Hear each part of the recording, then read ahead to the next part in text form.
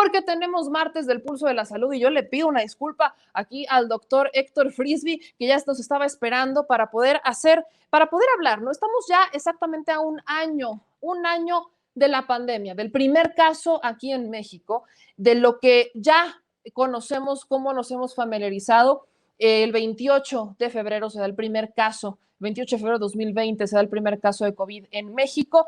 Nosotros ese día estábamos afuera del INER de cuando se avisa que habían ya mandado al INER a este primer paciente y pues a partir de eso empiezan una ola de dimes y diretes, que si el modelo Centinela, que si nos los explicaban, que si no los explicaban, que para qué era, que por qué no era, que entonces por qué no hacíamos, y hasta hoy no ha cesado el tema. Pero el doctor Frisby hizo unas estimaciones que de hecho han sido las más cercanas a la realidad que hoy tenemos sobre las lamentables defunciones. Así que, doctor, yo le agradezco mucho la espera. Aquí le agarró hasta el mitote, nos agarró en el mitote. Muy buenas noches, ¿cómo está? ¿Cómo están? Buenas noches, un saludo a todos, un abrazo.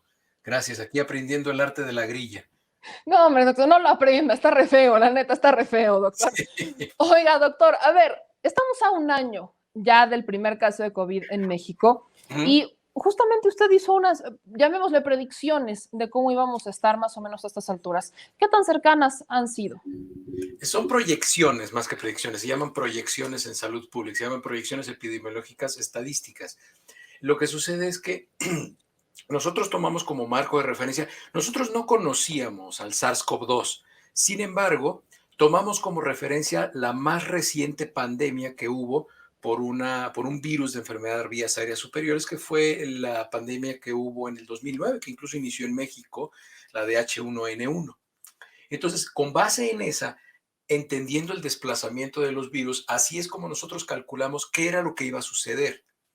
Si hubiéramos tomado al SARS original, fíjense nada más, si hubiéramos tomado al SARS original, al del 2002, al virus original, ese tenía una mortalidad del 30%. Ahora sí es mortalidad porque ya pasó del 2002, ya la analizamos y ya la nombramos mortalidad. Mortalidad es una palabra que utilizamos en la graduación de una pandemia. Ahorita estamos en el curso intensivo de la pandemia, por eso es que utilizamos el término letalidad. La letalidad es flexible, movible, desplazable, va cambiando dependiendo de cómo se van moviendo los casos. Entonces yo hice un cálculo de la tasa de mortalidad, o sea, de lo que va a resultar al final de la pandemia, utilizando los esquemas de influenza, no el del SARS original. Y la mortalidad que está teniendo, la tasa de letalidad actual del COVID-19, del SARS-CoV-2, va a ser alrededor, y esto anótenlo y si no me lo reclaman, si me equivoco, va a ser algo entre 1.8 y 2.4. Ahí va a ser la tasa de letalidad. Influenza tiene el 1%. Por eso estamos teniendo un poquito más de los que yo había calculado. En abril yo les hice un video, métanse a mi canal de YouTube y véanlo, se llama letalidad y mortalidad. ¿Cuál es la diferencia? Y ahí yo les presento las cifras y yo les digo, México va a tener en un año, o sea, a finales de marzo, principios de abril, en un año va a tener alrededor de 175,000 muertos. Ese era el cálculo proyectado.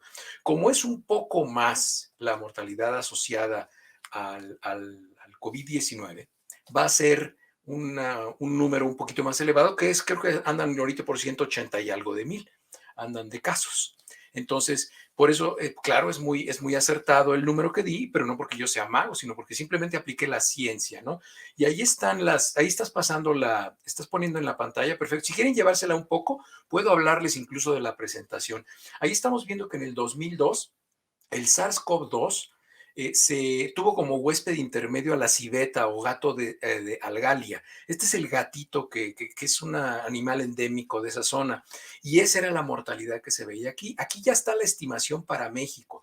Aquí estamos viendo que la población total en México es de 125 millones. Los infectados van a ser aproximadamente el 70% de la población en México, que son 87.5 millones de mexicanos, se van a infectar con el SARS-CoV-2. Eso ya lo sabemos. Eso no es nuevo para nosotros. Ahora, tomemos a todos estos infectados y todos esos infectados, el 80% no van a tener síntomas o van a ser síntomas menores, que van a ser 70 millones de esos 80 y tantos que se infectaron. Los que van a ser sintomáticos, esos son los que consideramos enfermos. Los otros son infectados. Estos son los enfermos. De los enfermos que tenemos van a ser 17.5 millones de mexicanos. Entonces, si sumamos todos los positivos que ha habido desde el principio hasta ahorita, vamos a ver, y vamos a ver cuáles van a estar graves en hospitalización y cuáles van a ser los no graves que se van a curar y se van a ir a su casa. Esos son los que ahora se reportan como recuperados. De los no graves, ahí vemos que son más o menos como 2.6 millones, y de los graves, que van a ser más o menos 875,000 hospitalizados, que es muy cercano a la cifra que estamos viendo, de ahí se va a morir el 1% de los enfermos, no de todos los infectados, solo de los enfermos, y es un número alrededor de 175,000, que son cifras en realidad muy sencillas de calcular, y esto lo presenté en un video de YouTube y ahí está presentado y yo se los platico.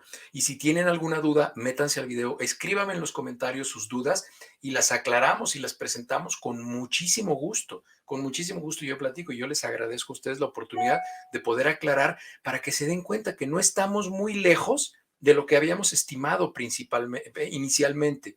Desde luego hay que escuchar a gente que sabe, no escuchen a gente que no tiene ni menor idea, escuchen a quienes realmente estudiamos este tipo de fenómenos y los entendemos, ¿no? Y no tenemos sesgo político. A mí no me interesa quedar con nadie. Esto lo hice en abril del 2020, no lo hice hace 4 días para quedar bien con nadie, ¿no?